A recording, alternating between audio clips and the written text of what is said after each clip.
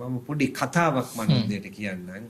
මට අමතක වෙනවා සමහරලාට මේ කරලා තියෙන දේවල් කොහොමද එක එකනට බලපාන්නේ කියලා. දවසක් මම පාර්ලිමේන්තු කැන්ටිනේ. කැන්ටිනේ ඉන්නකොට මම කෑම කකා ඉන්නකොට එකපාරින්ම අර මම එතන සේවය කරන එකන මම ළඟට ඇවිල්ලා කිව්වා සර්ට මම මේ සුදි කරන්න ආවේ කියලා. මම මොකටද මට සුදි කරන්නේ? හරිද? නෑ සර් මම දන්නවනේ සර් කරපු වැඩේ. සර් මුදල් අමාත්‍යාංශයේ ඉන්නකොට සර් දුන්න ණය යෝජනා ක්‍රමයක්. ඒ කියන්නේ විශ්වවිද්‍යාලයට යන්න අවස්ථාව නොලැබුණ අයට පුද්ගලික විශ්වවිද්‍යාලයකට යන්න පුළුවන්. අධ්‍යාපන දෙපාර්තමේන්තුවෙන් හරි UGC එකෙන් අනුමත කරපු ආයතනයක් වෙන්න ඕනේ. ඒකට යන්න පුළුවන්. එතන උපාධියකට ඉගෙන ගන්න පුළුවන්. ඒක කරන්න මුදලක් අවශ්‍යයි.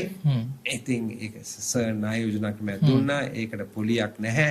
අවුරුදු 10කින්ද 12කින්ද ඒක වැඩ කරන්න පටන් ගත්තට පස්සේ ඒක ගෙවන්න පුළුවන් කියලා සර් මගේ පුතා ඒක ගත්තා.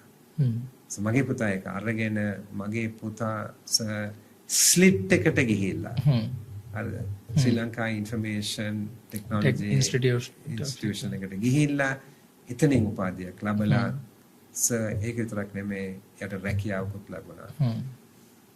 මම හිතුවා කීයක් විතර හම්බ වෙනවද යට? පටන් ගන්නකොටම 60000යි. හැබැයි මාස 6කින් ස්ථිර කරපුවාම ඒක දෙගුණයක් වෙයි. මං ඔයාගේ පඩිය ගියේද කියලා. හරිද? ඒක ඇස්සේ මට පුතාට ලං වෙන්නවත් බෑ. මං සර්ට හුඟක්ම සුතිවන්ත වෙනවා. සර් මේ වගේ දෙයක් ගැන හිතලා මේ වැඩක් ආරම්භ කරපු එක. දැන් මනෝද්දය ඒක ගැන මම මෙහෙම කිව්වොත් විශ්වවිද්‍යාලයට යන්න හුඟක් අය බලාපොරොත්තු වෙනවා.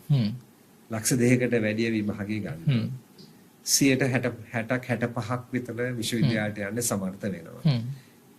එතකොට 1,70,000කට කිට්ටු වෙන්න විශ්වවිද්‍යාලයට යන්න වරම ලබනවා. සුදුසුකම් සපුර ගන්නවා.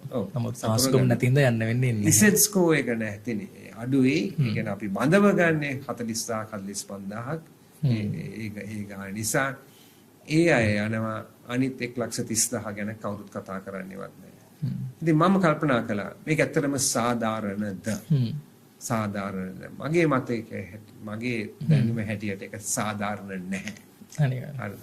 මොකද 1,70,000ක් සුදුසුකම් තියෙනවනේ විශ්වවිද්‍යාලයකට යන්න එයාට අවස්ථාව අපි දෙන්න ඕනේ. ඉතින් මම කිව්වා අපි එහෙනම් ණය ක්‍රමයක් දෙමුද කියලා. මම ගිහිල්ලා අධ්‍යාපන අමාත්‍යාංශයේ ඇමතිවරයායි අධ්‍යාපන අමාත්‍යාංශය කතා කරලා එන්නම් කියලා කිව්වහම මගේ යාළුවා මට කිව්වා ඉරාන් ඔයා ගිහිල්ලා එතන කතා කළොත් කොමිටුවක් හරි කොමිෂන් සභාවක් පිටුවයි කියලා කිව්වා.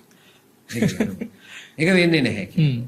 ඉතින් අපි මොනවද කළේ අපි දෙන්න කතා කරලා ඉවර වෙලා ඒ බජට් එකේ ඒ ස්පීච් එකට මේක අපි ඇතුළත් කරා. එහෙමයි ඒක ඇත්තටම පටන් ගත්තේ.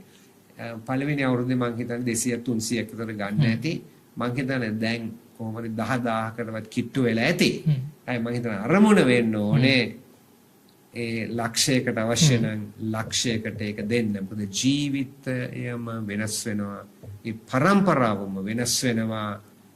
ඒ අධ්‍යාපනයේ තියෙන අවස්ථාවේ. අපි කියන අධ්‍යාපනය කියන්නේ අත්තටු ගිල්ලෙන්න කියලා කියනවනේ. මේ දැන් ඔබතුමා කිව්වනේ මනෝද්‍ය මං කතාවක් කියන්නම් කියලා. මාත් ඔබතුමාට කතාවක් කියන්නද? මේ මමත් ඔය ණය යෝජනා ක්‍රමයෙන් උසස් අධ්‍යාපනය හදාරපු තරුණයෙක්. මම හිතන්නේ මේක දෛවෝපගතක් වෙන්නත් පුළුවන්. විශේෂයෙන්ම මටත් ජීවිතේ මම මේක දැකලා තියෙනවා. ඔය ණය යෝජනා ක්‍රමය පාවිච්චි කරන තරුණ තරුණියන් එක්ක මම එකට ඉඳලා තියෙනවා.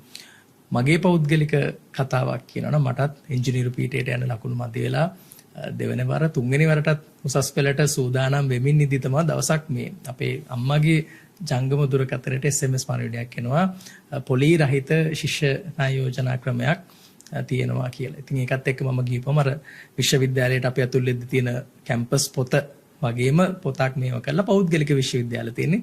ඉතින් එතනදී ශ්‍රී ලංකා මේ තාක්ෂණික විශ්වවිද්‍යාලෙත් ළමයි 10 දෙනෙක් ගන්නවා ඉංජිනේරු පීඨයට කියලා. ඉතින් මමත් තේරෙයිද නැද්ද කියලා හිතන්නේ නැතුව ඇප්ලිකේෂන් එකක් දැම්මා. මගේ වාසනාවකට මටත් අවස්ථාව හම්බ වුණා අවුරුදු 4ක් ඉංජිනේරු උපාධිය සම්පූර්ණ කරන්න හම්බුණා. ඔබතුමාට උතන මේ අමතක වෙච්ච තව කතාවක් තියෙනවා. මේ දැන් ඔතනදී ගොඩක් විශ්වවිද්‍යාලවල ඔය උපාධි පාඨමාලාව දෙන මුදලට වඩා අඩු මුදලට තමයි රජයේ නයෝජනා ක්‍රමයෙන් යන සිසුන්ට ඒක හම්බ වෙන්නේ. අනිත් කාරණාව තමයි අපිට මාසෙකට රුපියල් 6250 ගානේ ස්ටයිපන් එකක් හම්බුණා අපේ එදිනෙදා වැඩ කටයුතු කරලා. මම හිතන්නේ ඒක සෑහෙන උදව්වක් වුණා. මම දන්න යාළුවා ගොඩක් දැන් ඉන්නවා වුන් ඉංජිනේරු වෙලා, වෘත්තීය වෙදින්ලා, තාක්ෂණ වෙදින් වෙලා තාමත් ඉහළ ආදායම් ලබන සහ ඔවුන්ට දැන් මේ ණය ගෙවන් යන එක ලොකු ප්‍රශ්නයක් නෙවෙයි. අතන මේක අවුරුදු 7කින් ගෙවන පොලි රහිත ණයෝජනා ක්‍රම. ඉතින් මම මේ වැඩසටහනේදීම අවස්ථාවක් කරගන්නවා ඔබතුමාට ස්තුතිවන්ත වෙන්න. ඒ වගේ ණයෝජනා ක්‍රමයක් හඳුන්වා දෙන්නට පුරෝගාමීත්වය දීම පිළිබඳව බොහොම ස්තුතියි ඔබතුමාට. අනේ බොහොම සන්තෝෂයි ඒක අහන්න.